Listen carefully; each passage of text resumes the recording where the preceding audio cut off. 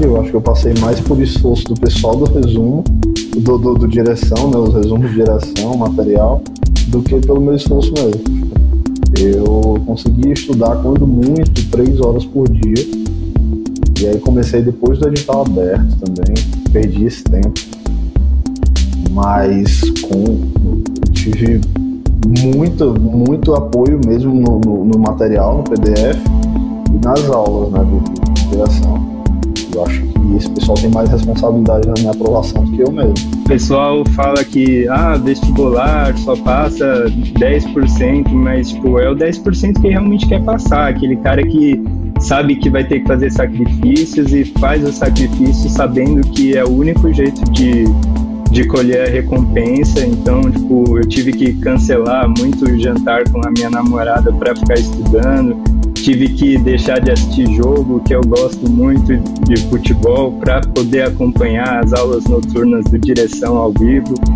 Então, tipo, o primeiro passo é você botar na cabeça que você realmente quer e que você vai fazer tudo o que precisa ser feito. O resto, o que precisa ser feito, a direção vai te dar, você só precisa ter a força de vontade mesmo. A objetividade é fundamental. Eu já tive PDF de outros cursinhos e é muita enrolação, às vezes um aprofundamento desnecessário para o cargo específico, muita repetição de material. Eu acho que o fato do direção ser direto ao ponto, ter um material mais enxuto, mais objetivo, é o grande diferencial. E as videoaulas também, né? Pessoal, toda aula que tiver do José Maria, aproveita. Excelente professor de português. Na verdade, qualquer professor daqui da direção, qualquer professor que você sentar e assistir a aula, você não vai ter problema. Igor Sintra, professor de contabilidade, o Eric, direito administrativo, Natália Masson, em constitucional, pode assistir a aula de qualquer professor que você vai estar em ótimas mãos. E eu sempre tive, assim, grande dificuldade de compreensão de certas matérias, né? E aí, quando eu conversei com o pessoal que estava me orientando, eles disseram assim, não, você não precisa de um material muito extenso. Tem que ser algo bem enxuto, porque tu não tem muito tempo, e tem que ser algo específico pra gente não ficar perdendo tempo com coisas que não são necessárias pro teu concurso por enquanto. Quando eu comecei a ler o material do Direção, eu percebi que era aquilo que eu precisava, sabe, pro concurso de técnico. E eu fui adquirindo segurança nisso. No final ali, como eu não tinha conseguido ler, não conseguido finalizar muito as leis, eles começaram a passar pontos específicos dos PDFs do Direção para mim ler, que era matéria essencial que eu não podia ficar sem. E isso fez a grande diferença, assim, porque a gente conseguiu cercar a banca e em algumas matérias que eles se aprofundaram mais nas questões, eu consegui acertar também. E aí eu vi que a minha falha era raciocínio lógico e eu tinha que, além de fazer questões, assistir as aulas. Então eu comecei a assistir as aulas do Arthur Lira e eu vi que era bem dinâmico. Ele conseguiu, assim, fazer com que eu acertasse as questões, que eu conseguisse desenvolver raciocínio, entender. Foi essencial. Eu não lembro quantas questões tinham na prova de raciocínio lógico, mas eu sei que eu errei só uma, assim. E faz a diferença. A gente sabe que uma questão hoje no concurso, ela faz uma grande diferença, né? E foi... Nossa, esse resultado em raciocínio lógico eu nunca tinha tido na minha vida. Parte de informática, então a prova ela tinha 36 questões de informática, eu fiz 32, né? Eu errei 2 questões ali só, que assim, errei discordando, assim, que o pessoal foram questões polêmicas, né? Mas o resto deu tudo certo, então foi muito legal. O professor Arthur Lima também, eu gostava bastante do jeito que ele explicava ali os exercícios. Não é aquele professor que fala, vai lá e vai jogando número, não, ele pega, ele faz a continha ali no quadro, mesmo que seja uma continha demais, ele monta ali a continha, faz, então assim, praticamente pega na mão do aluno. Outra coisa que me ajudou, principalmente porque eu sou de matemática, foram as aulas de português do professor Zé Maria, né? Que além das videoaulas, os PDFs também, mas o fato de... Isso tem todos também, né? O teste de direção também, isso ajuda muito. Você tem as aulas e logo em seguida você já pode medir ali como você tá com questões inéditas, alguns professores colocam questões inéditas e as antigas também, mas no geral, assim, eu acho que ser objetivo ali, você precisa estudar aquilo e pronto, né? Não a mais nem a menos. Eu utilizei, assim, bastante materiais, principalmente constitucional e administrativo, né? A professora Natália Mação, ela é espetacular, né? Acho que é a melhor professora de constitucional que no mercado atualmente. O professor Érico também é maravilhoso, o material dele. Eu gosto bastante também da configuração, né, do sistema de questões, já está dentro do PDF ali, já consegue já resolver, já entra para sua estatística ali. Então foi bastante importante o material de direção aí nessa minha preparação. Foi um aspecto bastante interessante que a direção me ajudou, que foi no aspecto de, talvez emocional mesmo, sabe? De proximidade, né? Eu já conhecia, né, de outros carnavais, né, professores, você e os colegas, né?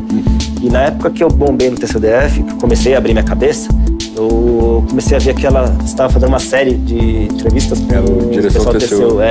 Aquilo foi muito legal, assim, para conhecer, né, o pessoal, conhecer a carreira, dá pro aluno, né, um conforto, né, uma motivação, né, assim, era como se fosse aquele programa que você vai assistir no fim do dia, né, para se distrair, né, gerava um conforto, né, em mim.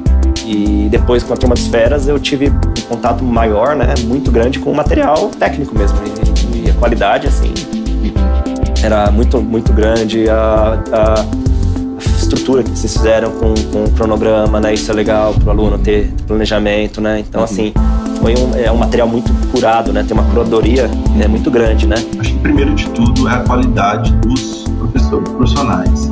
Os professores são muito comprometidos com uma qualidade de ensino alta. Sinto que são pessoas que estão ali de coração, comprometidas com o ensino de alta qualidade. Então, acho que essa confiança para mim é fundamental. Então, acho que é o ponto número 1, assim, ter essa confiança que aquilo ali é um profissional comprometido com o trabalho que ele está fazendo, não está ali só para fazer uma aula. Bom, o material de direção, no geral, ele é muito completo, mano. E ele tem um nível de profundidade realmente adequado. Quase tudo ali estava presente, o que caiu na prova estava presente no material. Ele é bem amplo e ele é bem explicado, né? Então, no geral, é um material excelente. E ainda tem todas as outras coisas secundárias do direção, né? Que são as videoaulas também, que os professores são muito didáticos. Além disso, os professores são muito acessíveis também. Sempre quando eu precisava tirar uma dúvida, eu conseguia rapidamente descobrir o que eu estava querendo saber. E também os simulados excepcionais, os simulados de direção são excepcionais, eles... Ficava até ansioso para fazer o simulado de direção do TCU, que eu sabia que são um grande ganho de conhecimento, uma ótima revisão. Então, no geral, direção, curso excelente, recomendo bastante. Eu reprovei no TCDF, né? Tirei a possível corrigida.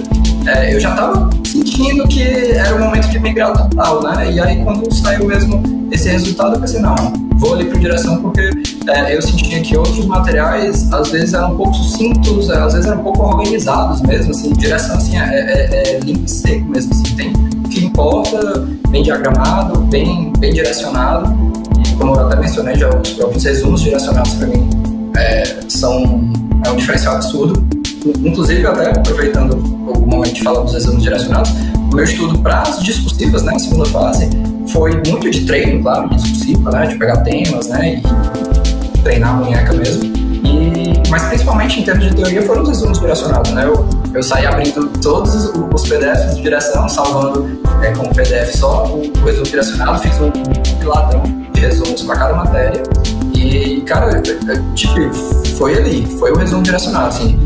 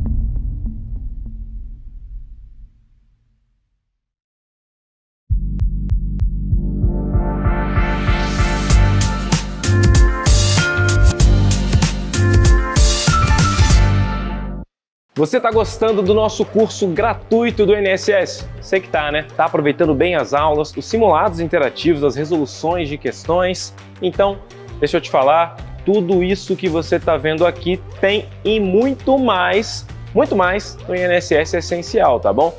Lá no INSS Essencial você ainda tem milhares de questões comentadas pelos professores, tem todo o curso do INSS gravado para você assistir quando e onde você quiser, tem imersão das principais matérias e mentorias com uma especialista em aprovação em concurso público, tá bom? Então, se você ficou interessado, clica aqui no link que está na descrição, fala com o nosso atendimento que eles vão te ajudar nessa tua missão aí para você conseguir uma das vagas no concurso do INSS. Então, vem estudar com a gente, vem se colocar aí de vez na direção da tua aprovação.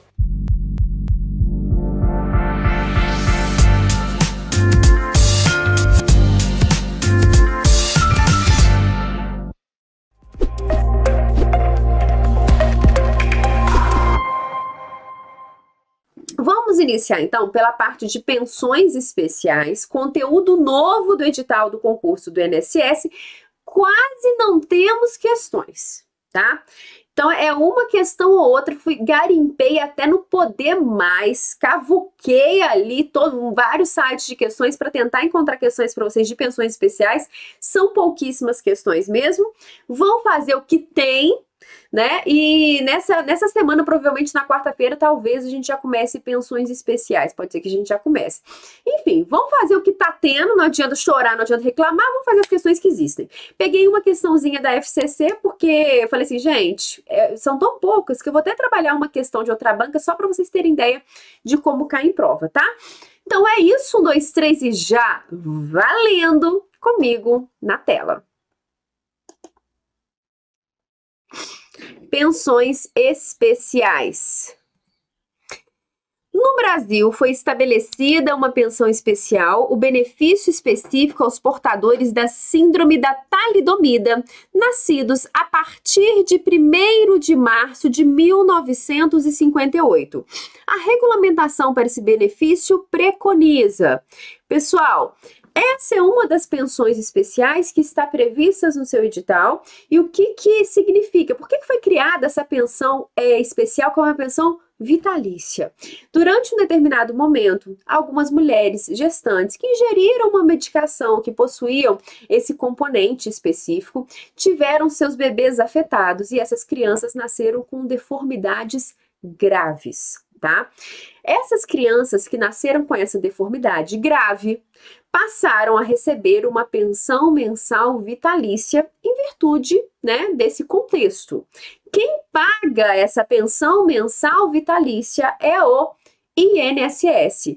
Isso é uma forma de pensão, não é pensão por morte, qual que é o nome disso? É uma pensão especial. É uma pensão especial. A pessoa está viva, recebendo uma pensão em virtude dessa situação especial, tá certo? Então vamos lá fazer essa questãozinha. A única da FCC que eu coloquei nesse tema só porque é o que tá tendo, tá, gente? Só pra gente entender como cai em prova.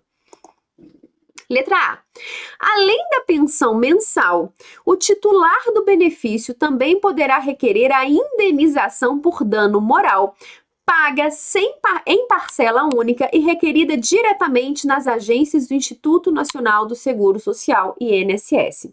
Nosso gabarito de cara é a letra A. Então, essas crianças que nasceram com essa deformidade, hoje em dia já são adultas, né? Elas têm direito a requerer junto ao INSS não só essa pensão vitalícia, com uma indenização por dano moral em virtude desse ocorrido. E quem vai pagar a indenização por dano moral é o próprio INSS. Então, o INSS vai conceder a pensão especial e o INSS vai pagar essa indenização por dano moral. Gabarito, letra A. Vamos analisar as demais assertivas. Letra B. Trata-se de uma pensão paga apenas em uma única parcela por ser de caráter indenizatório? Não, é uma pensão vitalícia, né? A pessoa vai receber essa pensão aí pelo resto da vida. C.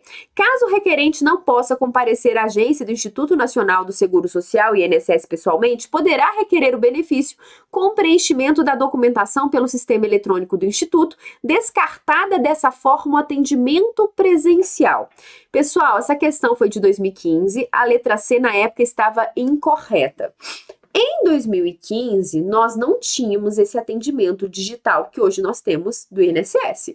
Hoje em dia, você consegue requerer benefícios previdenciários pelo aplicativo, né? As coisas mudaram muito em virtude da pandemia. Já era um objetivo o INSS digital, mas com a pandemia tudo acelerou, tá?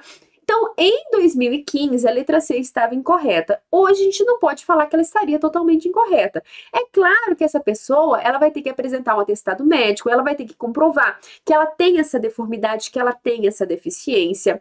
Mas, dependendo, é possível sim fazer um requerimento online. Então, letra C, na época, em 2015, foi considerada incorreta. Letra D. O titular do benefício, independentemente da idade, que necessita de assistência permanente de outra pessoa e de que tenha recebido 6 pontos, fará jus a um adicional de 25% sobre o valor desse benefício. Não é verdade, a letra D está incorreta. Letra E. Caracteriza-se como pensão mensal, sujeita a reavaliação de 2 em 2 anos e pode ser transferida para terceiro em razão do falecimento do beneficiário. O erro da letra E é dizer que pode ser transferida para terceiro em razão do falecimento do beneficiário. Então, esse beneficiário, essa pessoa que tem essa deformidade, que tem essa deficiência, quando ela morrer, ela não vai transferir esse benefício para os seus dependentes, tá certo? Então, letra A é o gabarito. A lei que regulamenta essa pensão especial da talidomida é a 7070 de 82, que vem dizendo: fica o Poder Executivo autorizado a conceder pensão especial mensal, vitalícia e intransferível aos portadores da deficiência física conhecida como síndrome da talidomida, que requerem devidamente a partir da entrada do pedido do pagamento no Instituto Nacional de Previdência Social, INPS. Gente, na época ainda era INPS, tá? Parágrafo 1º. O valor da pensão especial reajustável a cada ano posterior à data da concessão, segundo o índice de variação das obrigações reajustáveis do Tesouro Nacional, será calculado em função dos pontos indicadores da natureza e do grau de dependência resultante da deformidade física. A razão, cada um, de metade do valor do salário mínimo vigente no país. Então, esse é o valor da pensão para esses indivíduos da talidomida. Lei 12.190 de 2010, que fala da indenização, que é o artigo 10. É concedida indenização por dano moral às pessoas com deficiência física decorrentes do uso da talidomida, que consistirá no pagamento do valor único igual a R$50 mil, multiplicado pelo número de pontos indicados da natureza e do grau de dependência resultante da deformidade física. Aqui, gente, é só importante que vocês saibam que é um dano moral, tá? Dano moral pago à pessoa. Já vi questãozinha de prova perguntando se é dano moral e material. É dano moral, tá? Agora sim, questãozinha da CESP 2014 da Câmara dos Deputados. Com relação aos direitos das pessoas com deficiência, julgue o item subsequente. De acordo com a legislação brasileira, é garantida indenização à pessoa cuja deficiência física tenha sido causada pela talidomida? Questão correta. Questão correta, é devido sim uma indenização por dano moral. Então, essa é uma questão que não é tão antiga assim da CESP, né? No mundo dos concursos não é uma questão tão antiga, foi cobrada pela CESP, então é devida sim essa indenização, questão correta. Gabarito, artigo 20, nós já lemos, questãozinha correta. Leia e analise os itens abaixo. A lei vigente limita a acumulação de benefícios previdenciários, ressalvados os casos de direito adquirido dos beneficiários que já os acumulavam com base em legislação anterior. Então, a lei vigente limita a acumulação de benefícios previdenciários. Pessoal, regra geral, não é possível sair acumulando qualquer tipo de benefício previdenciário, correto? Né? Existem alguns casos específicos que podem ser acumuláveis, mas regra geral não pode ser acumulado. Aí a questão vem dizendo, a lei limita acumulação de benefícios previdenciários. Sim, não é qualquer benefício que pode ser acumulado. Ressalvado o direito adquirido da época em que isso era possível. Questão correta. Eu vou te dar um exemplo disso. O auxílio acidente, que é um benefício de natureza indenizatória, decorrente de um acidente de qualquer natureza, sequela permanente já consolidada e redução da capacidade laboral. Então, o auxílio acidente decorre de acidente de qualquer natureza, sequela permanente consolidada e redução da capacidade laboral. Exemplo, é um moço da empilhadeira soterrado por passatempos recheados de uma beirada de recheio só. Era uma vez um moço da empilhadeira, né? Tá lá no primeiro dia de trabalho, alegre e saltitante, quando de repente ele é soterrado por vários passatempos recheados, a perna dele é esmagada, pronto, perdeu as duas pernas. Nesse caso, ele sofreu um acidente de qualquer natureza? Sim. Nesse meu exemplo, um acidente do trabalho. Segundo, foi uma sequela permanente? Sim, ele perdeu as duas pernas, pronto, sangrou. Terceiro, isso gerou uma redução da capacidade laboral desse indivíduo? Sim, porque ele não vai conseguir mais trabalhar com empilhadeira. Ele pode trabalhar em outra atividade, mas não com empilhadeira. Então, gerou sim uma redução da sua capacidade laboral. Então, isso ele vai ter direito, né, consolidado essa sequela, né? Ele vai receber o auxílio-doença, terminou o auxílio-doença, tem início o auxílio-acidente, que ele vai receber pela vida inteira, ou até morrer, ou até se aposentar. O que acontecer primeiro, tá? Isso é o auxílio-acidente. O auxílio-acidente hoje, ele não pode ser acumulado com aposentadoria. Então, esse moço da empilhadeira, né? Pronto, melhorou, arrumou a perninha dele lá, coitadinho, voltou a ser telefonista. Ele pode ser telefonista? Sim, ele pode ser um telefonista. Né? Ele continuou trabalhando, então, alegre e saltitante como telefonista, recebendo auxílio-acidente. Ele vai receber esse auxílio-acidente até o dia da aposentadoria dele. Começou a receber a aposentadoria, cessou o auxílio-acidente. Por que eu estou te contando essa história? Antes de 1997, era possível acumular auxílio-acidente com aposentadoria. Então, essas pessoas que já acumulavam o auxílio-acidente com a aposentadoria antes de 1997, não perderam o direito a essa acumulação em virtude da alteração legislativa. Direito adquirido. Hoje não tem como mais acumular o auxílio-acidente com a aposentadoria, mas antigamente, antes de 1997, era possível. Tô te contando essa história para te falar que essa primeira assertiva ela está correta. Olha só. A lei vigente limita a acumulação de benefícios previdenciários, ressalvados os casos de direito adquirido dos beneficiários que já os acumulavam com base na legislação anterior. Tá ok? Opa! 2. Segundo a lei, não é permitida a acumulação do benefício previdenciário com benefício assistencial, exceto a pensão especial de dependentes das vítimas de hemodiálise em Caruaru. Isso aqui cai para vocês também, tá? Vítimas de hemodiálise em Caruaru. O que a questão tá te perguntando? Essa questão não foi difícil, pessoal. Por quê? Ela te perguntava os requisitos dessa pensão especial das vítimas de hemodiálise, de questão de Caruaru? Não te perguntou nada, só perguntou o seguinte: é possível acumular benefício assistencial com essa pensão especial de Caruaru? Tem como acumular? É isso que a questão está te perguntando. Perguntou alguma coisa bem específica dessa pensão especial? Não. Perguntou se é possível acumular benefício assistencial com essa pensão especial de Caruaru. Gente, qual que é o benefício assistencial? Benefício assistencial, estou falando de quem? BPC LOAS, né? É o benefício assistencial de natureza continuada previsto na Lei Orgânica de Assistência Social, pago ao idoso com mais de 65 anos de idade e ao deficiente considerados miseráveis. A questão está te perguntando se esse benefício de prestação continuada pode ser pago em conjunto com a pensão especial. A resposta é correta. Esses benefícios assistenciais podem ser acumulados com pensões especiais, dentre elas essa pensão especial de Caruaru, ok? Então, olha só. Segundo a lei, não é permitida a acumulação de benefício previdenciário com benefício assistencial, certo, né?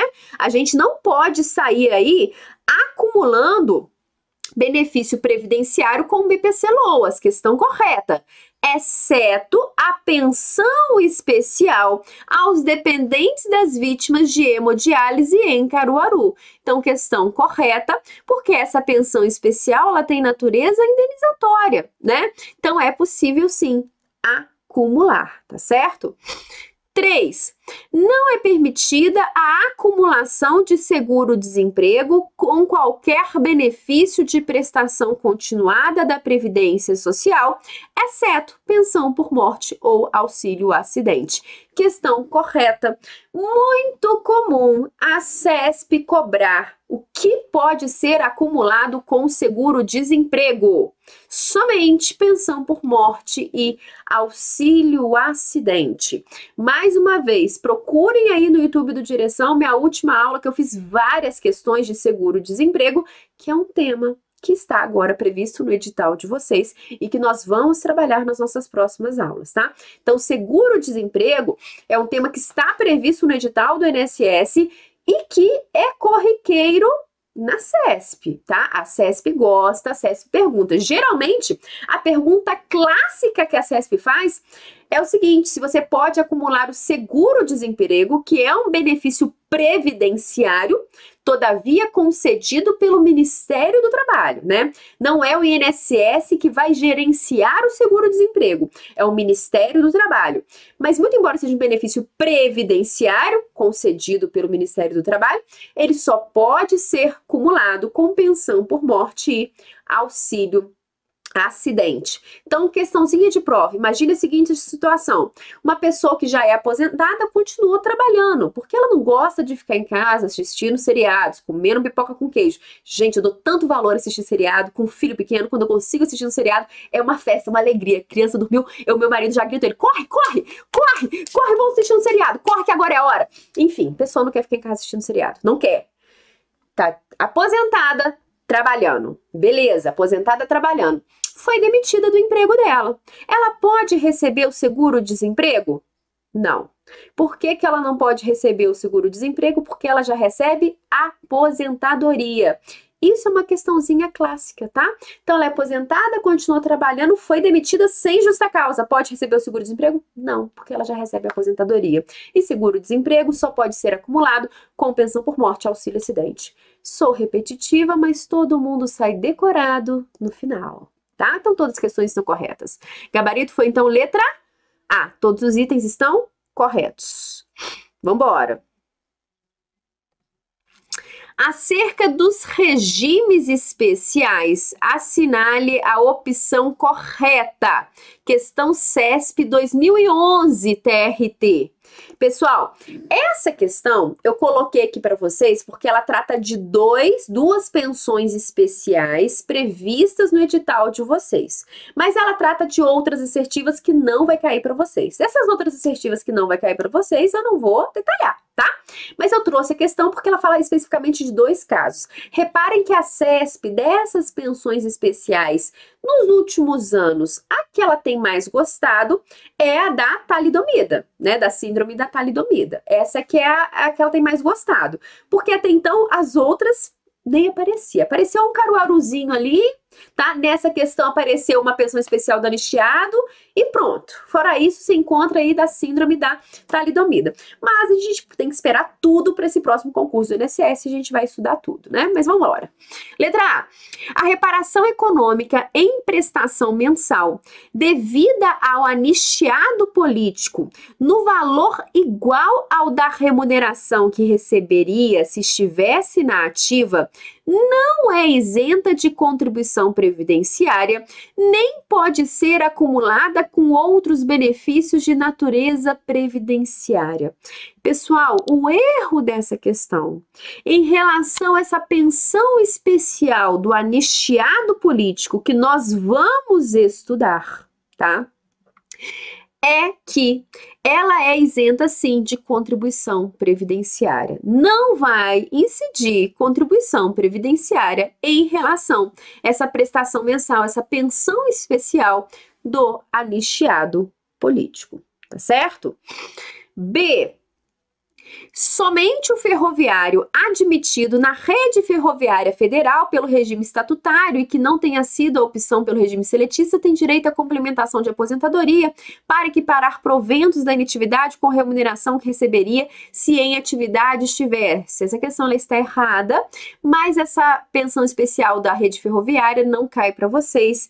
Vamos ignorar a letra B. Letra C. A pensão especial aos portadores da síndrome da talidomida, cujo valor é calculado com base nos pontos indicadores da natureza e no grau de dependência resultante da deformidade física, não pode ser reduzida em razão da aquisição de capacidade laborativa ocorrida após a sua concessão. Então, olha só, a pensão especial aos portadores da síndrome da talidomida, cujo valor é calculado com base nos pontos indicadores da natureza e do grau de dependência resultante da deformidade física, até aqui perfeito, não pode ser reduzida em razão da aquisição de capacidade laborativa ocorrida após a sua concessão. Questão correta, gabarito letra C. Pessoal, muito interessante essa questão. Imagine que essa pessoa que sofreu dessa questão da talidomida, que nasceu com essa deformidade grave, chegou num determinado ponto da vida que ela consegue atingir total capacidade laboral. Hoje em dia, tudo é informatizado, né? Então, imagina a pessoa que nasceu com os 2 braços atrofiados, mas ela consegue fazer um tipo de trabalho espetacular através da voz. Ela emite comandos de voz e assim ela consegue fazer um trabalho intelectual espetacular, né? Então, ela tem uma capacidade laboral maravilhosa. Isso ela foi atingir ao longo da vida, depois de muito esforço, depois de muito estímulo, enfim. Isso vai fazer com que ela perca essa pensão especial? Não.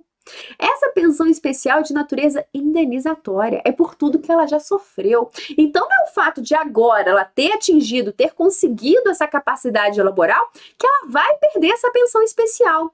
Então essa questão aqui é muito bacana para cair na sua prova, tá? Então anotem no caderno de vocês essa letra C, muito legal para vir aí na sua prova sobre pensões especiais. Então não é o fato da pessoa ter adquirido, né, uma capacidade laboral que ela vai perder essa pensão, que é vitalícia, que é indenizatória, tá ok? Então letra C é o nosso gabarito. Letra D. Letra C, pedi o pessoal falando, volta para copiar a questão correta. 1, 2, 3 e já printem a tela, tá, gente? Esse vídeo vai ficar disponível, então depois vocês vão conseguir retornar nessas questões, tá bom? Letra D. O direito de reversão da pensão de ex-combatente da Segunda Guerra Mundial para filha, mulher, em razão do falecimento da própria mãe, que recebia a pensão especial, é regulado pelas normas em vigor na data do óbito da genitora. A questão está errada e a letra D não nos interessa, tá? Letra E. Os seringueiros que contribuíram na produção da borracha durante a Segunda Guerra Mundial, conhecidos como soldados da borracha, têm direito à pensão mensal vitalícia no valor de 2 salários mínimos intransferíveis aos dependentes. Nesse caso específico aqui, não é intransferível aos dependentes, tá certo? Então, letra A está incorreta. Né, nós já vimos, a questão é vedada a incidência de contribuição previdenciária. Letra B não nos interessa. A letra C está correta, é o artigo 1º, parágrafo 1º da Lei 7070, tá? O valor da pensão especial reajustável a cada ano posterior à data da concessão, segundo o índice de variação das obrigações reajustáveis do Tesouro Nacional, será calculado em função dos pontos indicadores da natureza e do grau de dependência resultante da deformidade física, a razão cada um de metade do maior salário mínimo vigente no país. Artigo 3º, parágrafo 1º. O benefício de que trata esta lei é de natureza indenizatória, não prejudicando eventuais benefícios de natureza previdenciária, né? Já vimos questãozinha assim. Então, pode receber benefício de natureza previdenciária e acumular com esse benefício de natureza indenizatória. E não poderá ser reduzido em razão de eventual aquisição de capacidade laborativa ou de redução de capacidade para o trabalho ocorridas após a sua concessão, tá certo? Então, aqui, pessoal, gabarito letra C. A letra D também nos interessa, tá? Também não nos interessa. A letra E, que é o artigo 54, seringueiros recrutados nos termos da lei 5.800, enfim, como ressaltar que a lei fala em seringueiros e dependentes carentes, detalhes não mencionados na questão e que pode gerar a nulidade da mesma. Enfim, na prova de vocês, no edital de vocês, tem até uma pensão específica dos seringueiros, que a gente também vai estudar. Então, são várias pensões específicas. Pessoal, ralei, tá? Para encontrar questões de pensão especial para vocês. Espero que vocês tenham ficado felizes e satisfeitos, porque foi tudo que eu encontrei, tá? Então, a gente tem que esperar em novidades para a próxima prova do INSS, mas que a gente vai tentar destrinchar ao longo das nossas aulas, tá certo? Então, agora vamos iniciar um novo tema, que é a Lei Complementar 142, que é a lei das aposentadorias especiais dos portadores da pessoa com deficiência. Essa Lei Complementar 142, que trata da pessoa com deficiência, ela vai trazer critérios diferenciados de aposentadoria para essa pessoa. A Constituição Federal, ela deixa claro que as pessoas com deficiência podem ter direito a uma aposentadoria diferenciada desde que estabelecido por meio de lei complementar. E é essa lei complementar que regulamenta a aposentadoria diferenciada dessas pessoas com deficiência. Então, além da lei complementar 142, também é importante que vocês leiam no decreto 3048 os dispositivos que falam de aposentadoria da pessoa com deficiência. Por quê? Esses dispositivos já estão de acordo com essa lei complementar 142. Um outro ponto importante, Fábio, você ainda tá aí, Fábio? Fábio, você que está preocupado aí com o regime próprio de previdência social, deixa eu te contar uma fofoca. A gente teve a aula passada de regime próprio e segunda-feira vamos continuar esse regime próprio. A Lei Complementar 142, ela também é aplicada para os servidores públicos federais. Por quê? Porque no que diz respeito aos servidores públicos federais, a Constituição vem dizendo, lei complementar irá disciplinar a aposentadoria diferenciada do servidor portador de deficiência. Não temos ainda essa lei complementar, então a emenda constitucional 103 de 2019, ela deixa claro que essa lei complementar do regime geral também vai ser aplicada no regime próprio. Então tá aí a importância, tá, pessoal, dessa lei complementar, que ela vai ser aplicada para pessoa com deficiência, tanto no regime geral quanto no regime próprio de previdência social. Então, dito isso, vamos para as questões. 1, 2, 3 e já valendo! Vambora! A Lei Complementar 142, de 8 de maio de 2013, ao regulamentar a aposentadoria da pessoa com deficiência, estatuiu que, letra A, a pessoa com deficiência pode se aposentar com 25% de desconto no tempo mínimo de contribuição. Pessoal, não é assim que funciona, tá? Como seria a aposentadoria diferenciada da pessoa com deficiência prevista lá nessa lei complementar? Nós vamos ter duas aposentadorias diferenciadas para a pessoa com deficiência. Vamos ter a aposentadoria por tempo de contribuição para essa pessoa com deficiência, que vai variar a depender do grau de deficiência, Vai ser um tempo, se a deficiência for leve, for grave ou for moderada. E nós vamos ter a aposentadoria por idade para essas pessoas que possuem deficiência. Então, são duas modalidades de aposentadoria diferenciada para o deficiente, por tempo de contribuição e por idade. Você fala assim, mas professora, a reforma da Previdência não acabou com a aposentadoria por idade, com a aposentadoria por tempo de contribuição? Hoje, o que nós temos não é uma aposentadoria voluntária que exige idade e tempo de contribuição? Sim, mas em relação à Lei Complementar 142, a própria reforma, ela vem dizendo, fica intacta essa lei complementar. Para a pessoa com deficiente, vai continuar em vigor a lei complementar como ela era. Então, vai continuar existindo pensão, a aposentadoria por idade e a aposentadoria por tempo de contribuição para a pessoa com deficiência. Outro detalhe importante, fator previdenciário, não falamos mais dele, porque não tem necessidade dele existir, né, do fator previdenciário, famoso fator previdenciário, que era obrigatório na aposentadoria por tempo de contribuição e facultativo na aposentadoria por idade. Lembram disso, fator previdenciário? Não existe mais necessidade dele existir, porque agora é obrigatório idade e tempo de contribuição.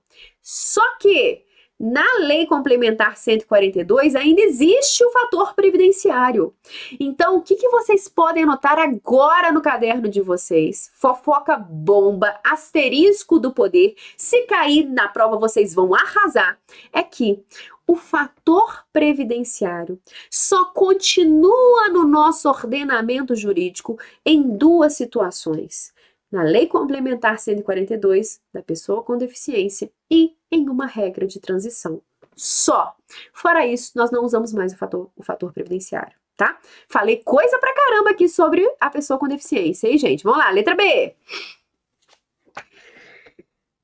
Independentemente do grau de deficiência, tem direito à aposentadoria o segurado aos 60 anos de idade, se homem, e 55 anos de idade, se mulher, desde que cumprido o tempo mínimo de contribuição de 15 anos, comprovada a existência de deficiência durante igual período. Gabarito, letra B. Então, pessoal, na aposentadoria por idade do deficiente, não me interessa o grau de deficiência.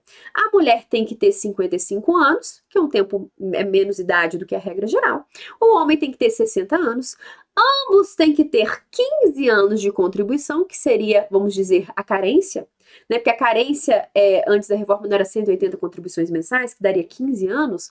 Então, a regra da aposentadoria por idade da pessoa com deficiência, 55 anos mulher, 60 anos homem, 15 anos de contribuição e comprovar durante esse período a questão da deficiência, tá?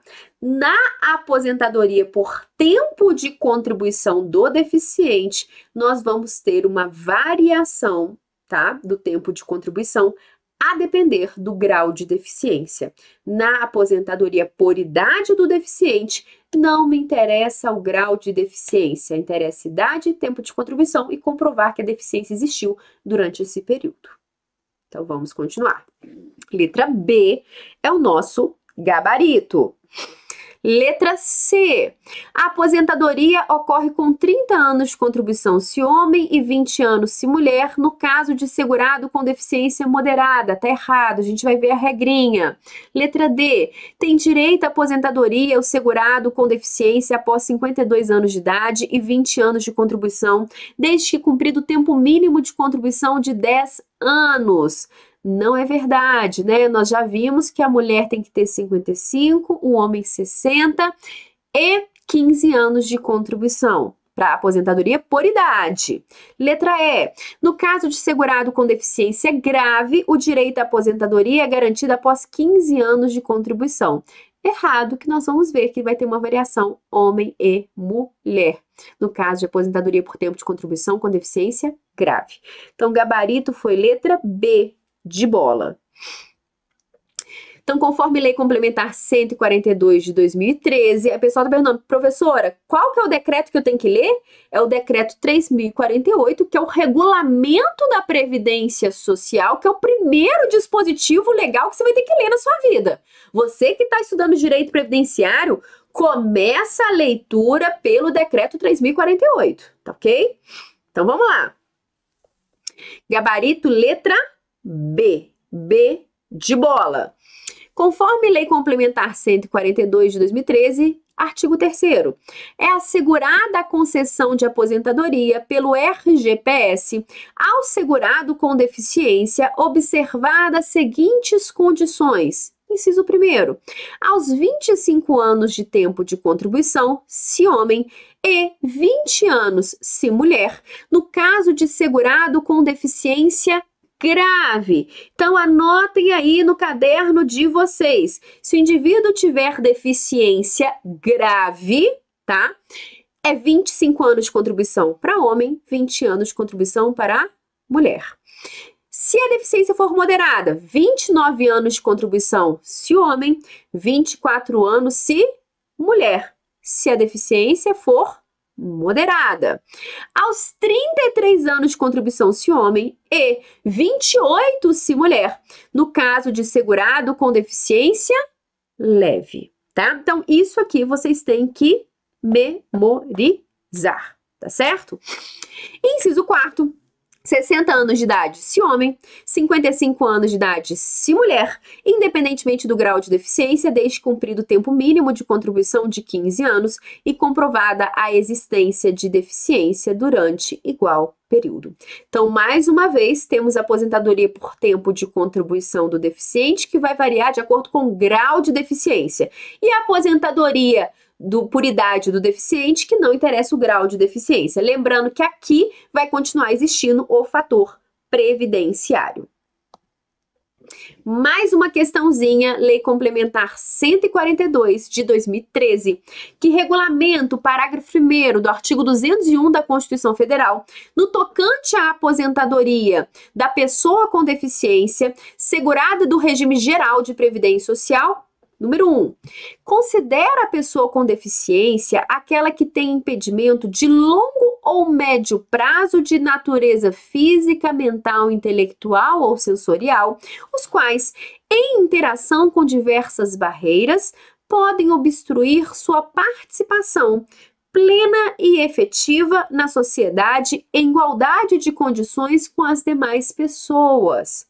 Pessoal, em relação à pessoa com deficiência, para ser considerada uma pessoa com deficiência, é necessário que essa incapacidade, que essa limitação física, mental, sensorial, seja de longo prazo. E o que é considerado longo prazo? Mais de 2 anos. Então, essa incapacidade, essa limitação física, mental, sensorial tem que ser superior a 2 anos, tá?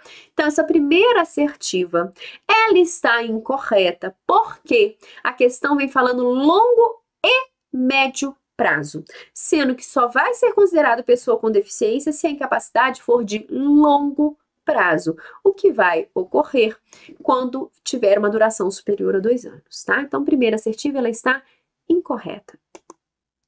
2. Dentre outras providências, dispôs que a pessoa com deficiência, conforme seja o grau dessa deficiência, grave, moderada ou leve, necessitará de períodos distintos de contribuição e idade para fazer jus à aposentadoria, estabelecendo também distinções de período de contribuição para homens e mulheres. Então, dentre outras providências, dispôs que a pessoa com deficiência, conforme seja o grau dessa deficiência, grave, moderada ou leve, necessitará de períodos distintos de contribuição e idade para fazer jus à aposentadoria, estabelecendo também distinções de período de contribuição para homens e mulheres. Beleza. Então, 2 estaria correto, né? 3. Determinou também que qualquer que seja o grau de deficiência, a pessoa portadora de deficiência terá assegurada a sua aposentadoria aos 60 anos de idade, se homem, 55 anos de idade, se mulher, desde que cumprido o tempo mínimo de contribuição de 15 anos e comprovada a existência de deficiência durante igual período. 3, corretíssimo, né? Nós já falamos aqui da terceira que a CESP já cobrou. 3, correto, tá ok? 4.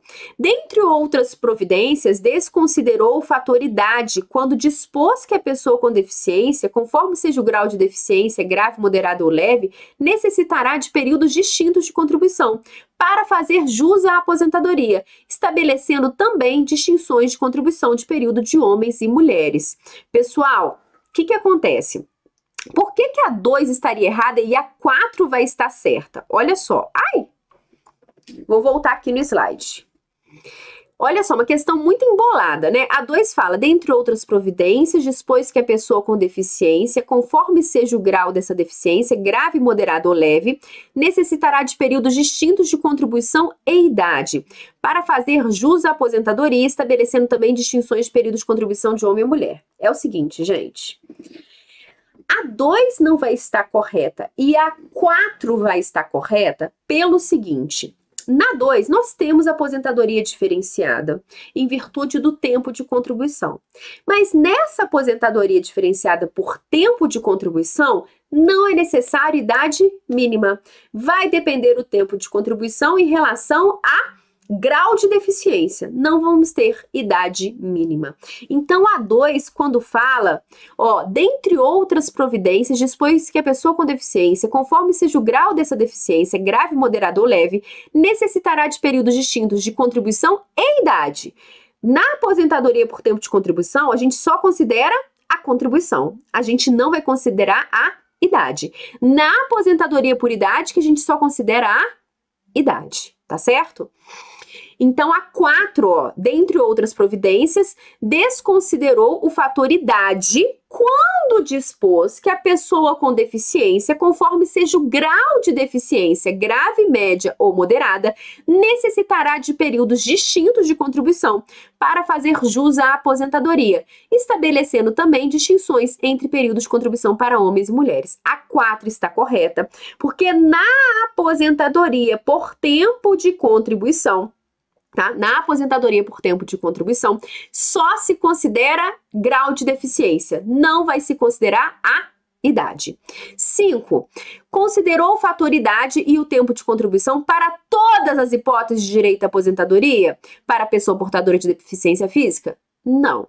Considerou idade só na aposentadoria por idade e tempo de contribuição só na aposentadoria por tempo de contribuição, tá ok? Então, está correta, então, a 3 e a 4, né? Letra A, 3 e 4 está correta.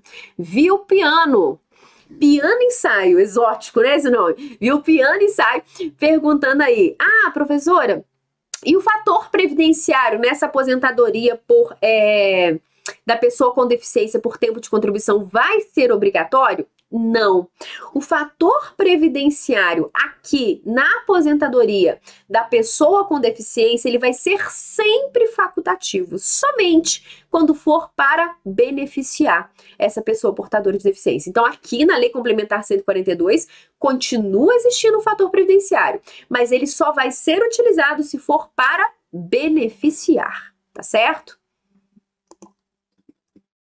Opa, peraí. A Lei Complementar 142, então, questãozinha de médico do trabalho, assegura a concessão de aposentadoria pelo regime geral de previdência social ao segurado com deficiência a partir de, letra A, 25 anos de tempo de contribuição se homem e 20 anos se mulher, no caso de segurado com deficiência grave. Letra B, 30 anos de contribuição se homem e 20 anos se mulher, no caso de deficiência moderada. Letra C, 35 anos de contribuição se homem e 25 anos de contribuição se mulher, no caso de segurado com deficiência leve. Letra D, 40 anos de tempo de contribuição se homem e 25 anos se mulher, no caso de segurado com deficiência leve. Letra E, 50 anos de idade se homem e 45 anos de idade se mulher, independentemente do grau de deficiência, desde que cumprido o tempo mínimo de contribuição de 15 anos, comprovada a existência de deficiência durante igual período. Ai, a Rainbow falou, vai devagar, vai devagar. Calma, eu vou mais devagar então, porque eu sou acelerada, né, gente? Eu sou empolgada demais. Calma que eu vou mais devagar então. Então, olha só, gente. Qual questão estaria correta nesse caso aqui? Gabarito, letra A. É o momento que você vai dar um print na tela. Letra A é o nosso gabarito. Deficiência leve, 33 homem, 28 mulher. Deficiência média, 29 homem, 24 mulher. Deficiência grave, 25 anos de contribuição homem, 20 mulher. E por idade, independentemente da gravidade, 15 anos de carência nessa qualidade, mais 60 anos de idade homem, 55 anos de idade mulher. Então, pessoal, dá um printzinho aí na tela, tá? Que isso aqui você vai ter que memorizar. O que acontece, pessoal? Você tá vendo aí que a CESP gosta dessa aposentadoria com deficiência e ela cobra realmente a memorização do candidato. Você tem que saber os critérios de aposentadoria por idade do deficiente e você tem que saber o critério de aposentadoria por tempo de contribuição do deficiente. Lembrando que o fator previdenciário vai ser facultativo. Lembrando que, para as pessoas ser considerada pessoa portadora de deficiência, essa incapacidade tem que ser superior a 2 anos, tá certo?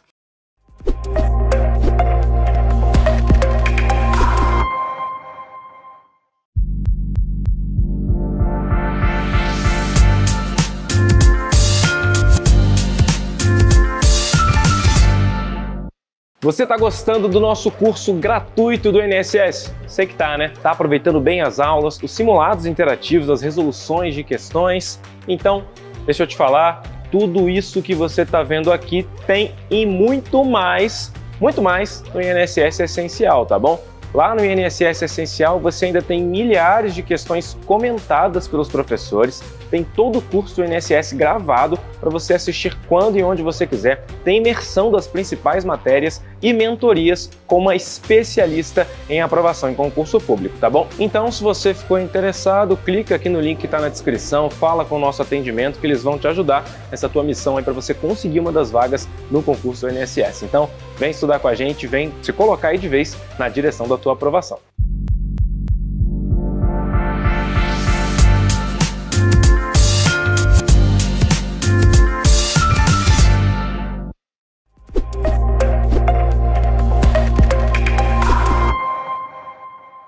Então, vamos continuar. Terminamos a Lei Complementar 142, vamos para um novo tema agora.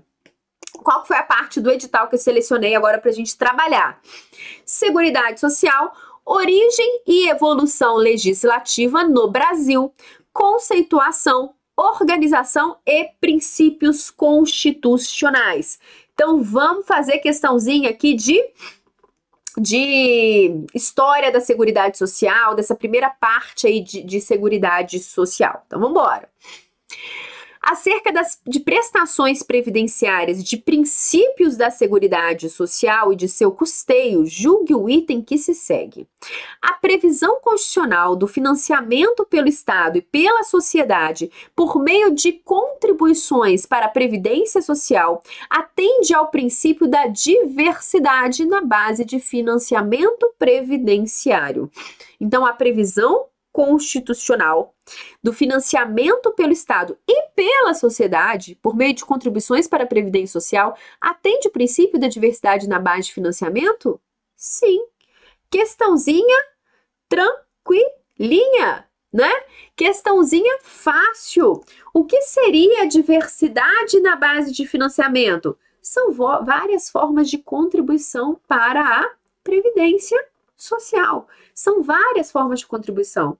Tem a contribuição do bolso do segurado, tem a contribuição que vem do bolso da empresa, tem a contribuição sobre concursos de prognósticos, que são loterias. Tudo isso são contribuições que vão para a Seguridade Social. E a isso a gente dá o nome de diversidade na base de financiamento. Por quê? Faltou de um lado, a Seguridade está recebendo de outro. Então, quanto mais diversa a base de financiamento, menor o déficit atuarial da Seguridade Social. Então, questãozinha tranquilinha.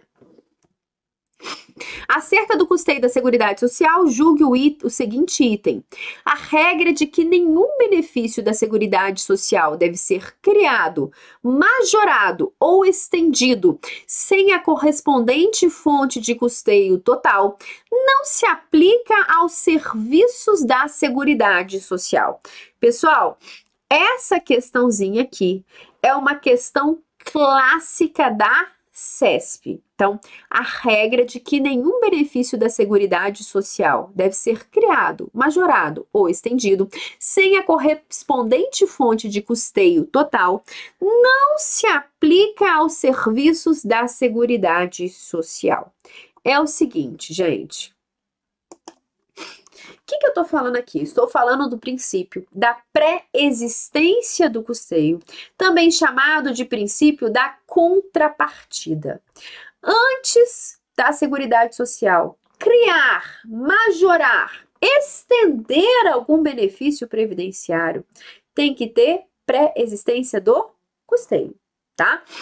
Esse princípio da pré-existência do custeio, que em alguns momentos é chamado de regra da contrapartida, que é a mesma coisa, tá? Ele abarca a Seguridade Social como um todo.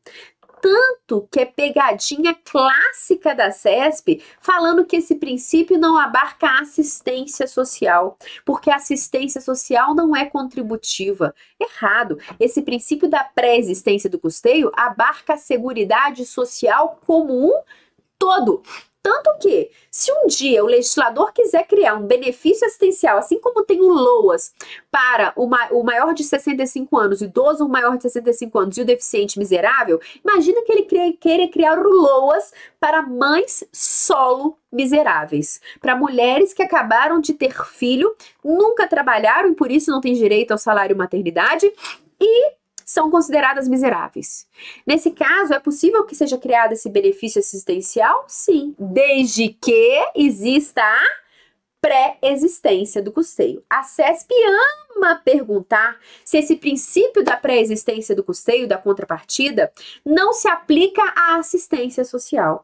Nessa questão, ela vem perguntando, falando o seguinte, esse princípio ele não se aplica aos serviços da Seguridade Social. Errado. Esse princípio se aplica a benefícios e serviços. Se aplica à Seguridade Social como um todo. Gente, para fazer qualquer coisa tem que ter dinheiro. A gente não pode sair gastando na vida sem ter dinheiro. Isso é o princípio da pré-existência do custeio, tá bom? Então você, antes de comprar um sapato, você pensa na sua vida e lembra do princípio da pré-existência do custeio. Então a questão está errada. Não se aplica aos serviços da Seguridade Social?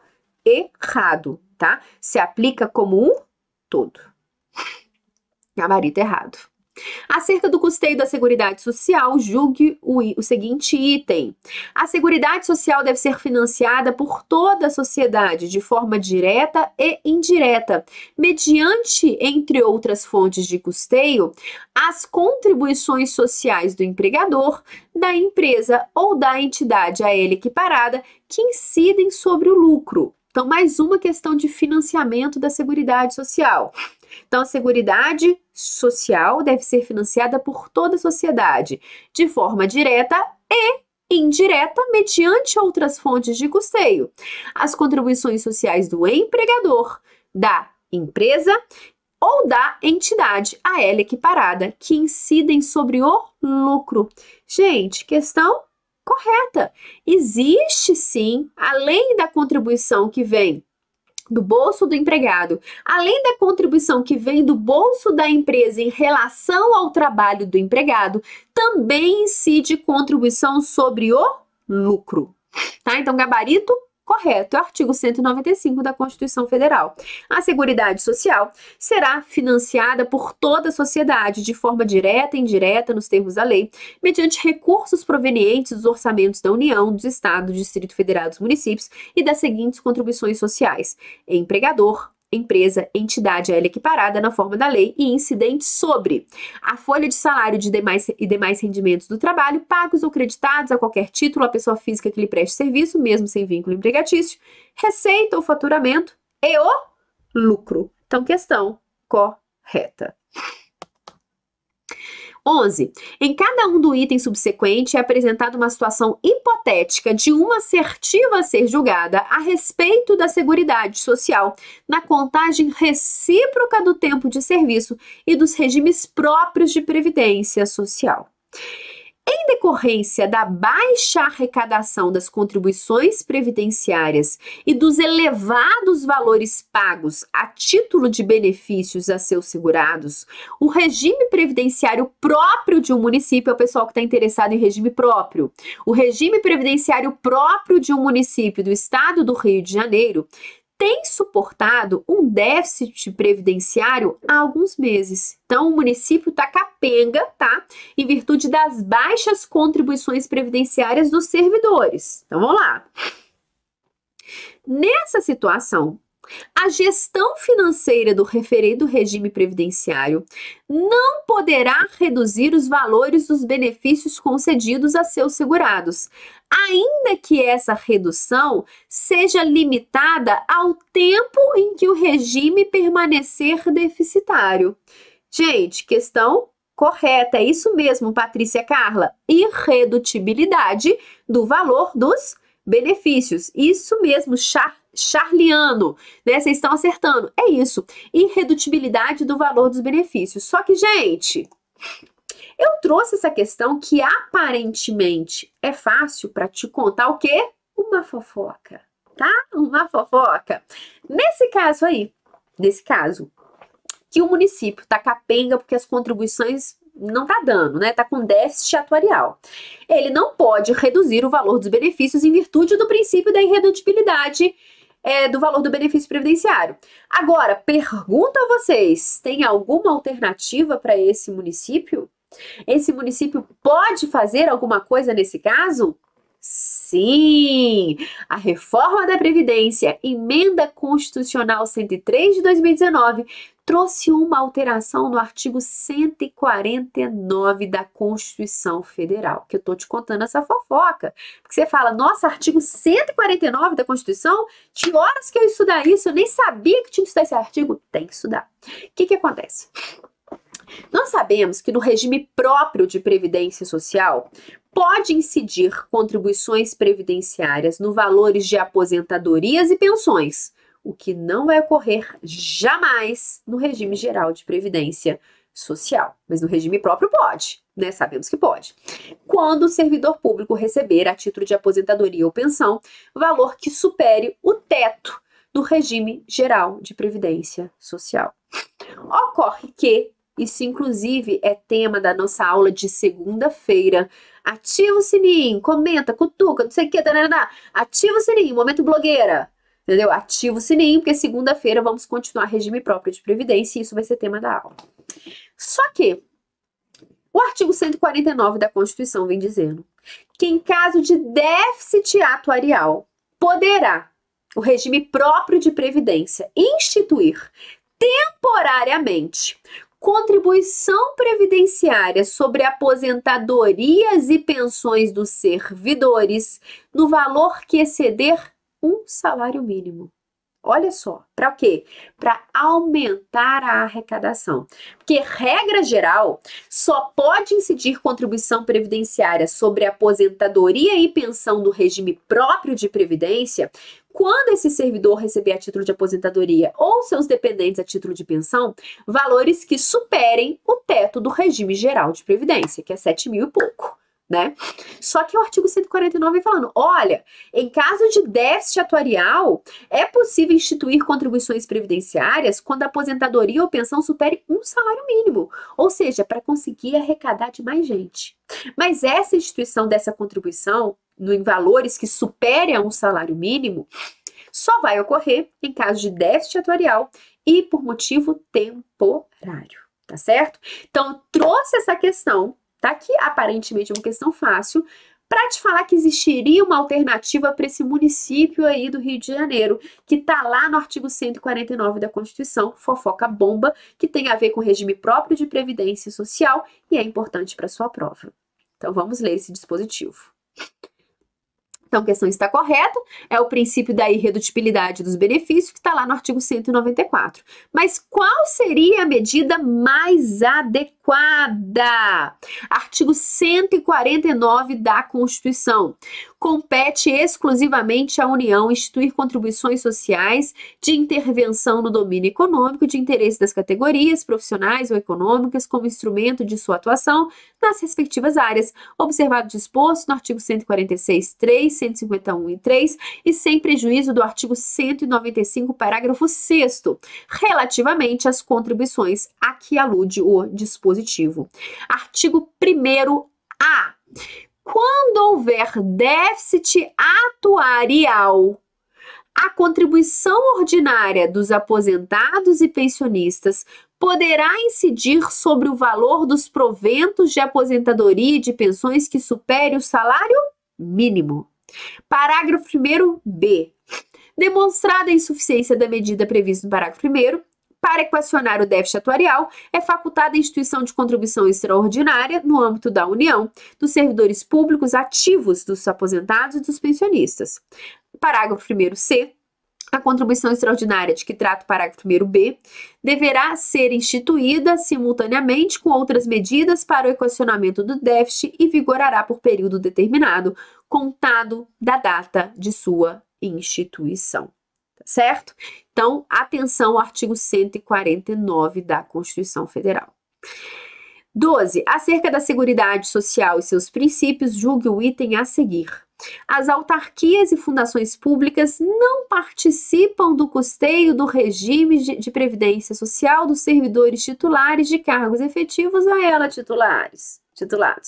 Gente, está falando que autarquias e fundações, autarquia, pessoas jurídicas de direito público, fundações públicas, as públicas, pessoas jurídicas de direito público, e fundações podem ser de direito público ou de direito privado, mas aqui, fundações públicas de direito público, está falando que não vai participar do regime próprio dos seus servidores. Gente, se a autarquia possui uma personalidade jurídica e a ela vinculada a servidores públicos, é óbvio que ela vai participar sim da previdência desses servidores.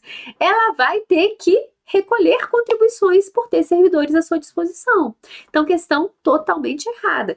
Inclusive, nós temos uma medida que agora o INSS ele vai ser responsável também pelo regime próprio de autarquias federais e fundações públicas federais. Então, o INSS ele vai gerir o regime próprio dessas autarquias, dessas fundações públicas federais. Então, questão totalmente errada. Por quê? Os entes da administração pública, inclusive autarquias e fundações públicas, também participam do financiamento do regime próprio. Então, não vem só do bolso do servidor. Nesse caso, a administração pública ela atua como se fosse uma empresa. Ela vai ter que recolher, sim, as contribuições previdenciárias do bolso dela. Questão errada. Questão errada é o artigo 40 da Constituição, parágrafo 20.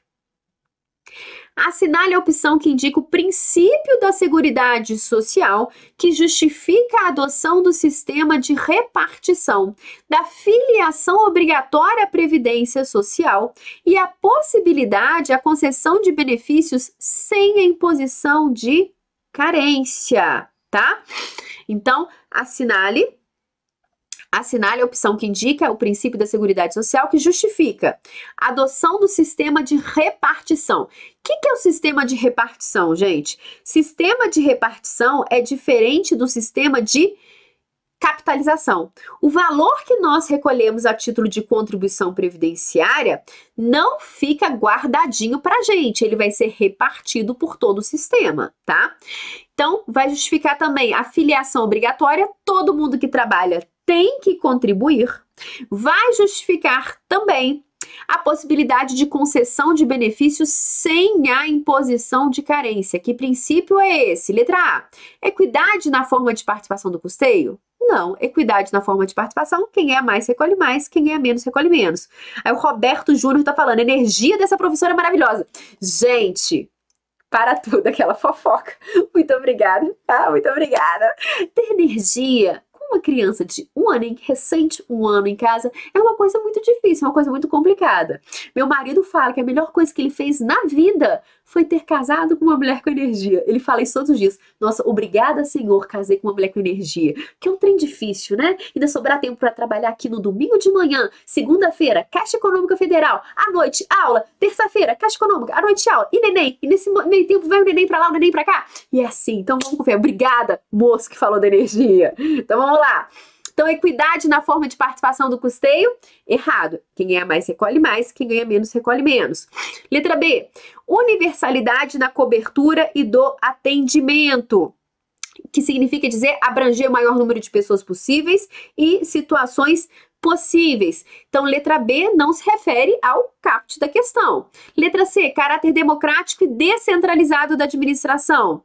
Seria a gestão da Seguridade Social, não tem a ver com caput. Letra D, princípio da solidariedade, gabarito letra D.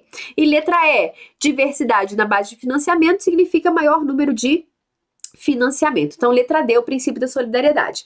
Gente, princípio da solidariedade, você vai lembrar do moço da empilhadeira, soterrado pelo passatempo recheado. Imagine uma situação mais grave. Imagine que esse passatempo recheado, que hoje é de uma beirada só, tem um passatempo recheado de uma beirada só, muito bom, por sinal. Imagine que esse moço soterrado pelos passatempos, ele não perdeu só as duas pernas, ele perdeu os dois braços também.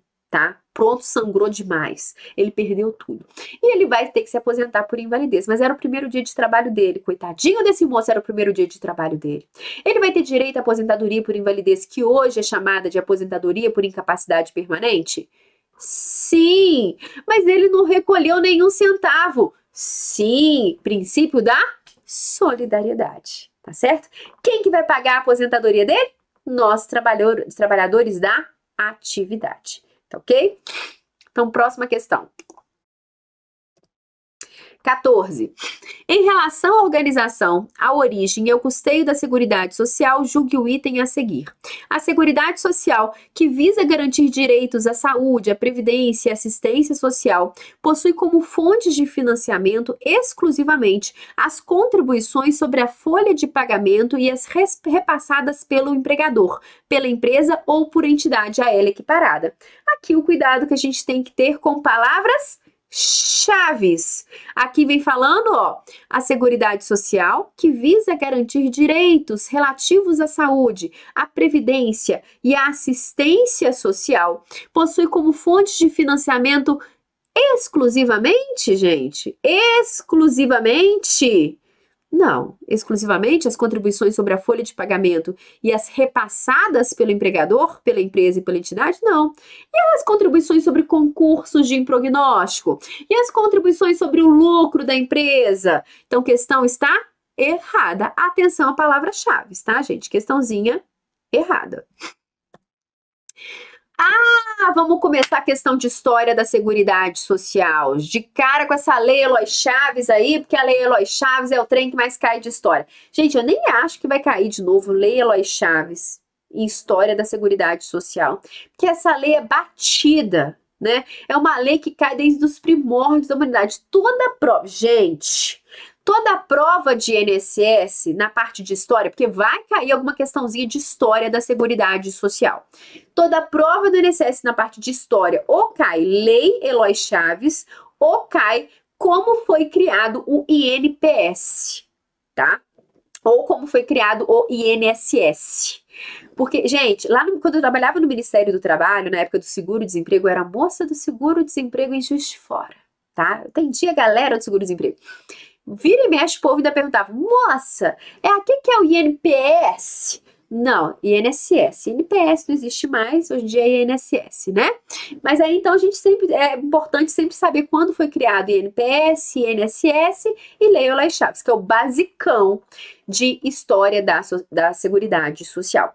Aqui, nesse momento, enquanto professora, o que eu tenho a obrigação de jogar na tua cara? Que aluno não passa só assistindo aula. Aluno tem que pegar, sentar a bunda e estudar sozinho. Tem que estudar, a legislação seca e fazer muitas e muitas e muitas questões de prova, certo? Tá combinado isso? Não vai ficar só assistindo a aulinha. Ah, mas essa aula é muito legal. Muito obrigada, fico muito feliz. Mas não adianta só assistir a aula não, tá? Tem que sentar, ler as legislações direto do site do Planalto e fazer muitas questões de prova. Por que eu tô te falando isso? Por que eu tô sendo dura? Porque a vida é cruel. Por que eu tô sendo dura com você nesse momento? Porque eu sempre oriento o aluno fazer questões de direito previdenciário de 2019, 2020 para frente. Por quê?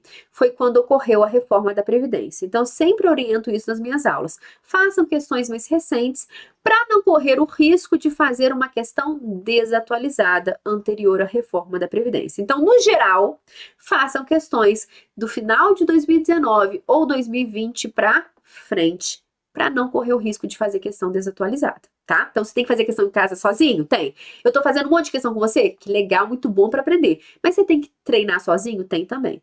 Mas por que eu tô te falando isso? Porque assim, nossa professora tá com raiva, ela tá brava. Por que eu tô te contando isso? Porque no que diz respeito, tá, à história da Seguridade Social, você pode selecionar todas as questões. Porque no máximo que mudou na história da Seguridade Social foi agora a nossa amiga reforma da Previdência, né? Que em 2019 tivemos essa reforma atual, tivemos várias reformas da Previdência ao longo da história. A mais atual foi agora, que entrou em vigor dia 13 de novembro de 2019, meu aniversário, conjunção astral. Né? Lembrem-se dessa conjunção astral muito importante. Nada é por acaso nessa vida. E veio no dia do meu aniversário, é verdade. Não é mentira, não é zoação, é verdade, tá? Enfim, então o que a gente tem de atual é a reforma da Previdência. Fora isso, vocês podem fazer todas as questões de história da Seguridade Social. Vá aí em algum site de questões, é óbvio que eu amo o que concurso do meu coração, mas você pode entrar em qualquer site de questões que você quiser e pode fazer todas questões da CESP de História da Seguridade Social. Combinado? Vocês podem fazer todas, beleza? Aí vocês vão ver que o que mais cai na CESP é Lei Eloy Chaves e a parte de NPS e INSS. Outro detalhe, o seu edital fala especificamente de História da Seguridade Social no Brasil. Você precisa saber da lei dos pobres, da criação, não sei o que, lá de 1900, sei lá quanto, que ocorreu na Inglaterra? Não tem necessidade. Seu edital fala especificamente de História da Seguridade Social no Brasil, tá? Foi uma pequena pausa só para te explicar como você vai estudar na sua casa, beleza? Agora a gente vai continuar.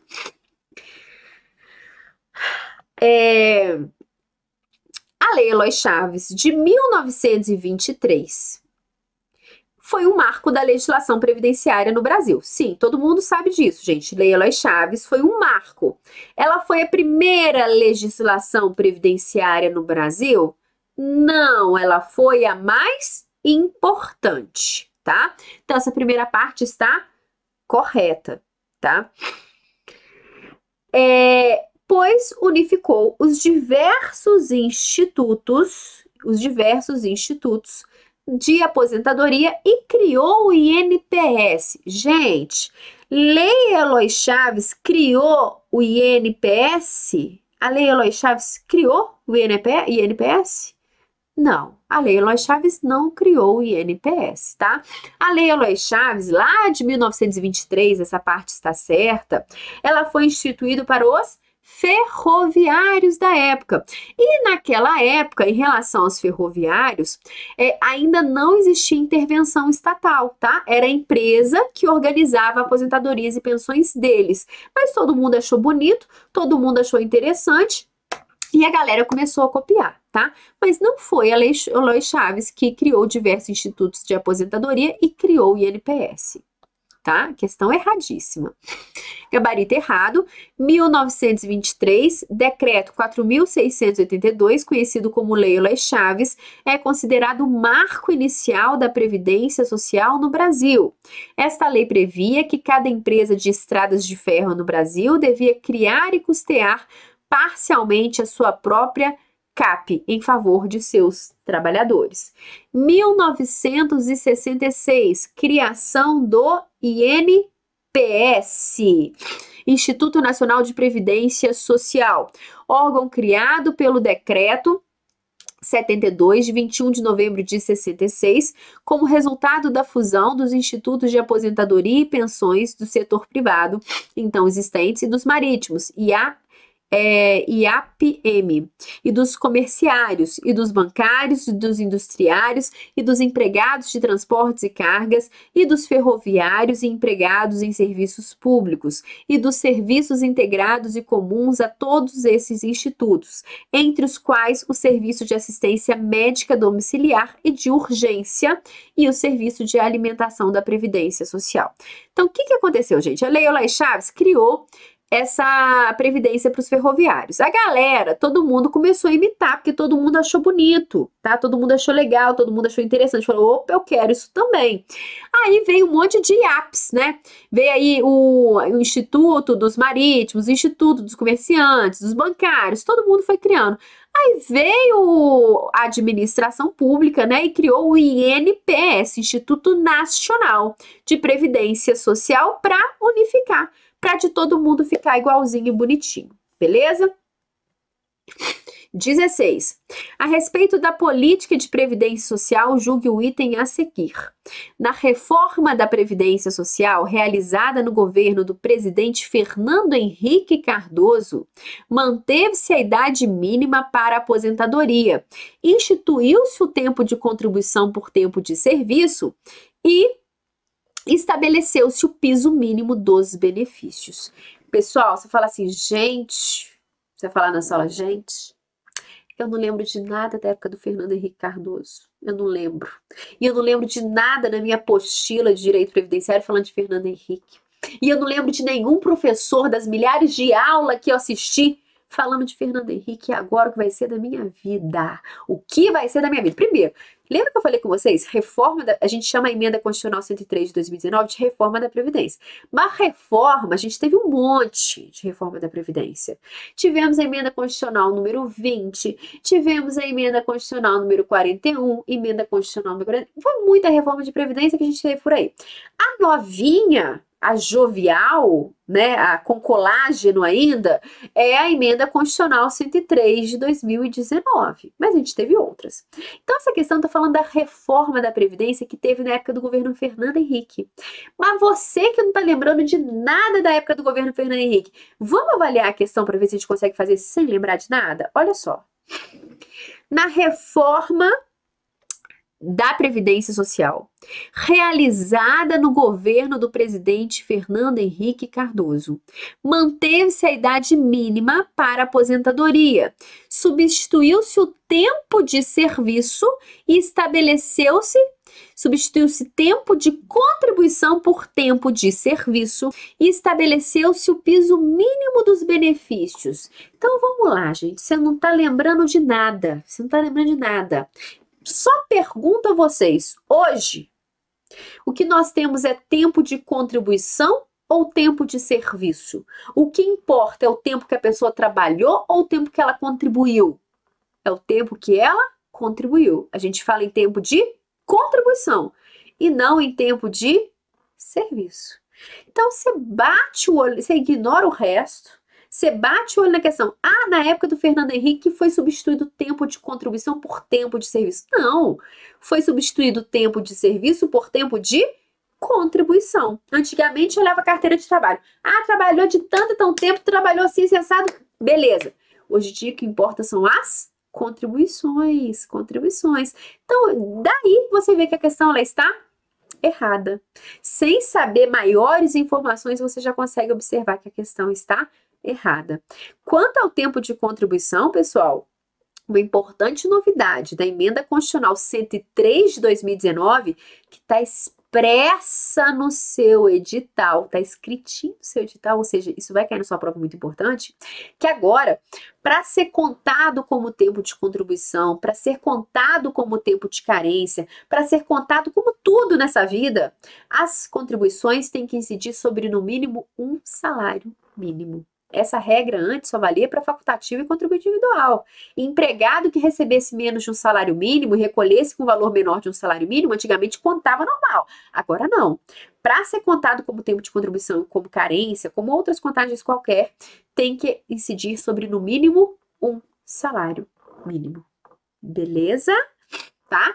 Então, fiquem atentos a isso aí. Então, independente de saber o que aconteceu, deixou de acontecer na época desse governo, você viu que a questão tá errada, tá? Eu falo, gente, na hora da prova, tem hora que vai bater um branco, tem hora que vai bater um desespero. Se você estudou muito, tá muito preparado, tem gente que fica nervosa. Eu, na minha primeira prova que eu fiz na minha vida, primeiro concurso que eu fiz e passei, graças a Deus, depois eu ainda levei muito na cara, tá?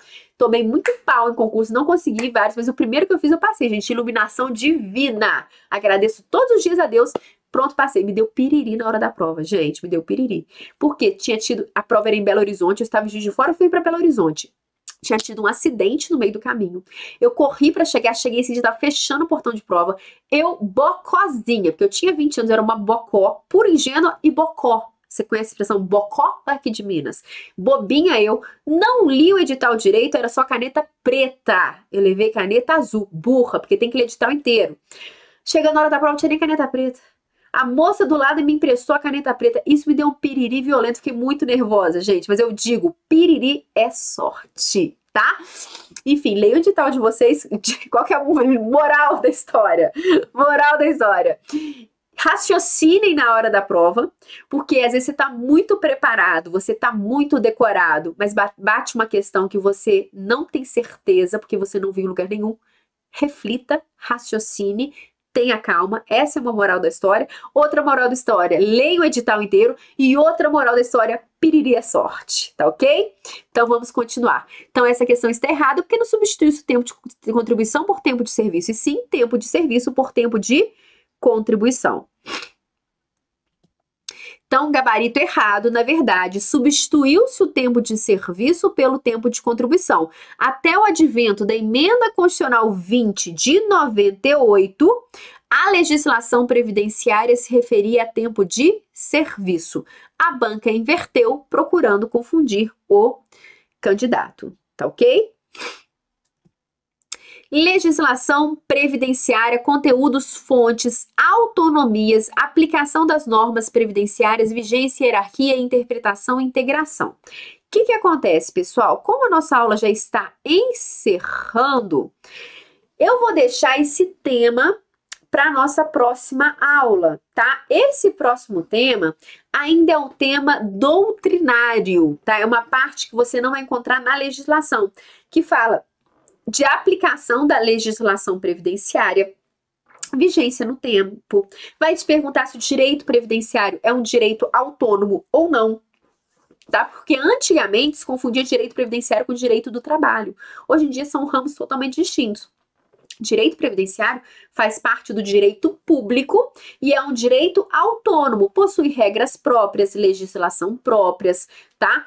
Então, é isso que a gente tem que estudar. Em relação a esse outro tema, que eu vou deixar para nossa próxima aula de domingo, que é uma parte totalmente doutrinária, eu também aconselho a vocês entrar em sites de questões e selecionar todas as questões da CESP sobre esse tema, porque aqui também não me interessa a data, não me interessa a época. Você pode fazer uma questãozinha de 2006 que tá valendo, tá?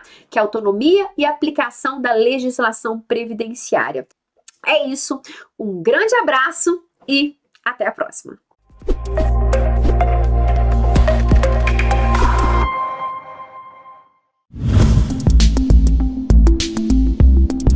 Eu acho que eu passei mais por esforço do pessoal do resumo, do direção, né, os resumos de direção, material, do que pelo meu esforço mesmo. Eu consegui estudar, quando muito, 3 horas por dia. E aí comecei depois do edital aberto também, perdi esse tempo. Mas tive muito apoio mesmo no material, no PDF e nas aulas, né, de direção.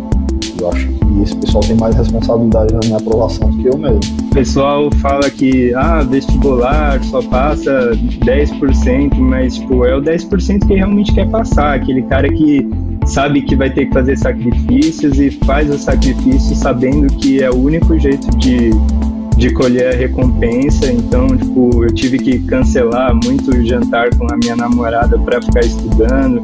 Tive que deixar de assistir jogo, que eu gosto muito de futebol, para poder acompanhar as aulas noturnas do Direção ao vivo. Então, tipo, o primeiro passo é você botar na cabeça que você realmente quer e que você vai fazer tudo o que precisa ser feito. O resto, o que precisa ser feito, a direção vai te dar, você só precisa ter a força de vontade mesmo. A objetividade é fundamental. Eu já tive PDF de outros cursinhos e é muita enrolação, às vezes um aprofundamento desnecessário para o cargo específico, muita repetição de material. E eu acho que o fato do direção ser direto ao ponto, ter um material mais enxuto, mais objetivo, é o grande diferencial. E as videoaulas também, né? Pessoal, toda aula que tiver do José Maria, aproveita. Excelente professor de português.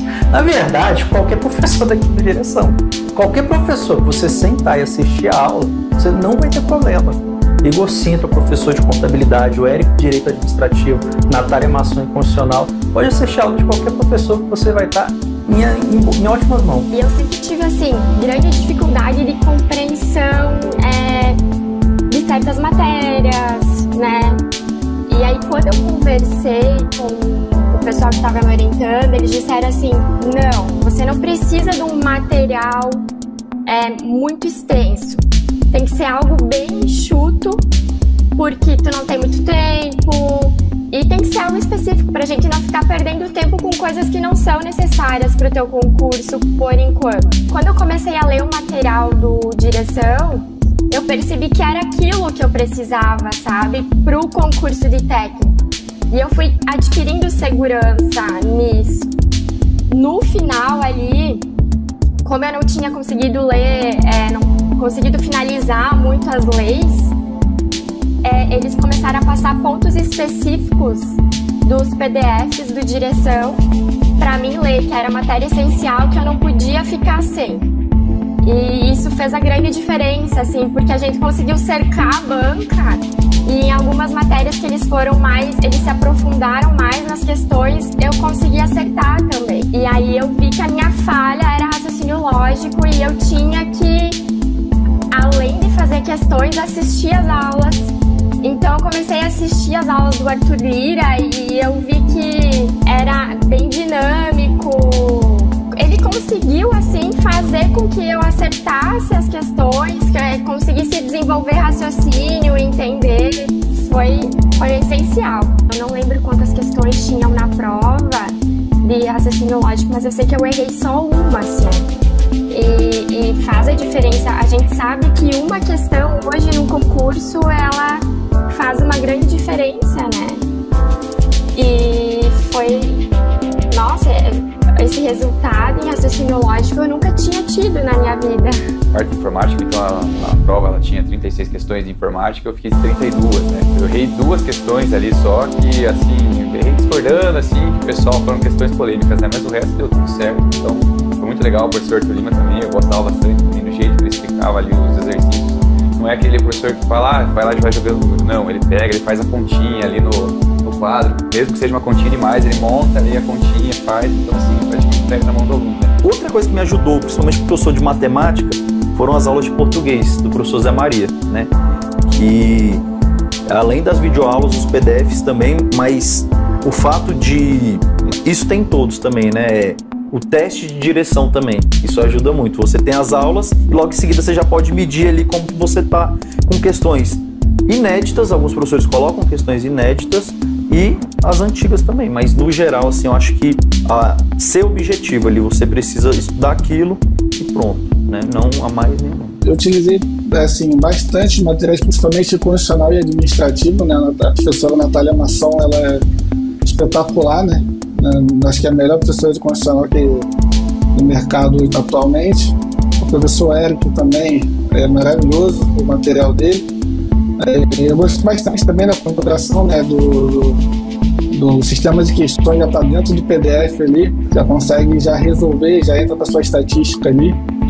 Então foi bastante importante o material de direção aí nessa minha preparação. Foi um aspecto bastante interessante que a direção me ajudou, que foi no aspecto de, talvez emocional mesmo, sabe? De proximidade, né?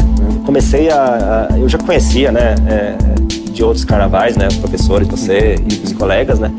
E na época que eu bombei no TCDF, que eu comecei a abrir minha cabeça, eu comecei a ver você estava fazendo uma série de entrevistas com o pessoal do TCU.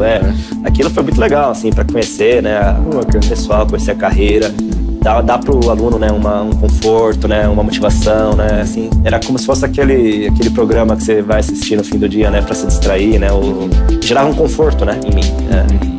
E depois, com a turma das feras, eu tive um contato maior, né, muito grande com o material técnico mesmo, e a qualidade, assim, era muito, muito grande, a estrutura que vocês fizeram com o cronograma, né? Isso é legal para o aluno ter planejamento, né? Então, assim, foi um material muito curado, né? Tem uma curadoria muito grande, né? Acho que, primeiro de tudo, é a qualidade dos profissionais.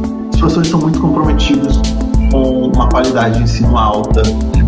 Sinto que são pessoas que estão ali de coração, comprometidas com o ensino de alta qualidade. Então, acho que ter essa confiança para mim é fundamental. Então, acho que é o ponto número 1, assim, ter essa confiança que aquilo ali é um profissional comprometido com o trabalho que ele está fazendo, não está ali só para fazer uma aula.